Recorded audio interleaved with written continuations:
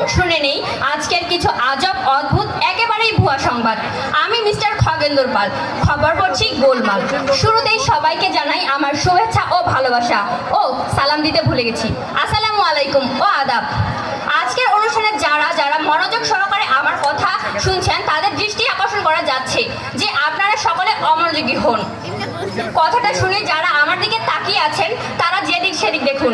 আজকে অত্র বিদ্যালয়ের সাংস্কৃতিক অনুষ্ঠানের আগে বার্ষিক ক্রীড়া প্রতিযোগিতা অনুষ্ঠিত হয়েছে, যেখানে ব্রয়লার মুরগির একটি দৌড় প্রতিযোগিতা অনুষ্ঠিত হয়েছিল। সেখানে প্রথম হয়েছে একটি লেয়ার মুরগি, দ্বিতীয় হয়েছে একটি পাকিস্তানি মুরগি এবং তৃতীয় হয়েছে একটি দেশি মুরগি। ইতোমধ্যে যমুনা টিভি থেকে জানা গেল যে কালিয়াগঞ্জে অনুষ্ঠান হবে বলে মেয়েরা ময়দা মাখার জন্য বাংলাদেশের সব দোকান থেকে মেকআপ কিনে নিয়ে যাচ্ছে। আর এই সুযোগ হাতছাড়া না করে ময়দার দাম বাড়িয়ে দিয়েছে বাংলাদেশের সব ব্যবসায়ীরা। আর এইদিকে গরিব ঘরের ছেলে মকবুল ময়দার দাম বেড়ে যাওয়ার জন্য ময়দা দিয়ে রুটি না খেতে পেরে অকাল মৃত্যু হয়েছে। আবারও বোদাবর থেকে সংবাদ এসেছে যে 2026 সালে এসএসসি পরীক্ষার কোনো প্রশ্নপত্র থাকবে না। ছাত্রছাত্রীদের টেনশন কমাতে প্রতিদিন প্রথম পিরিয়ডের পর ছাত্রছাত্রীদের হোম ক্লাস অনুশীলন করা হবে এমন নির্দেশনা এসেছে বোদার শিক্ষা বোর্ড থেকে। খেলায় নতুন নিয়ম এসেছে যে খেলায় গোল মিস করবে তাকে নাচতে হবে, তাও আবার গান ছাড়া। যেসব ছাত্রছাত্রীরা অন্য ড্রেস পরে স্কুলে আসে তাদেরকে এখন জরিমানা না দিয়ে শুধু চাকরির ইন্টারভিউ দিতে পাঠানো হয়, কারণ যাতে তারা বুঝে যায় ড্রেস থাকার গুরুত্ব কেমন।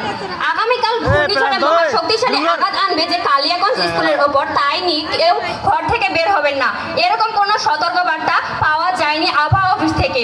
ফেসবুক কাল থেকে বন্ধ করে দেওয়া হবে, তাই ছাত্রছাত্রীরা আন্দোলন শুরু করেছে। এতে শিক্ষকরা অংশ নিচ্ছেন। নবম শ্রেণীর ছাত্রছাত্রীদের অটোপাস দেওয়া হবে বলে ছাত্রছাত্রীরা দিন দিন মোবাইলের ফোনের প্রতি আসক্ত হয়ে যাচ্ছে।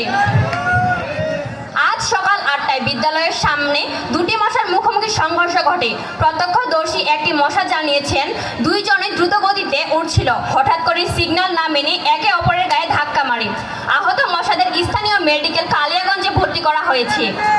আজ দুপুরে হালকা হাওয়ার সাথে বিদ্যালয়ের এক ছাত্রের টিফিন বক্স উড়ে গিয়ে প্রধান শিক্ষকের অফিস কক্ষে পড়েছে। এখন টিফিন বক্সের বিরুদ্ধে অনধিকার প্রবেশের মামলা করা হয়েছে। মামলাটি যে থানায় করা হয়েছিল সেটি ছিল কদুর থানা। গতকাল একটি মশা ও একটি বিমানের চলার সময় একে অপরের সাথে মুখোমুখি সংঘর্ষ ঘটে, যার কারণে বিমানটি বিধ্বস্ত হয়ে মাটিতে পড়ে যায়। ঘটনাটি ঘটে কালিয়াগঞ্জের দক্ষিণ পূর্ব আকাশে।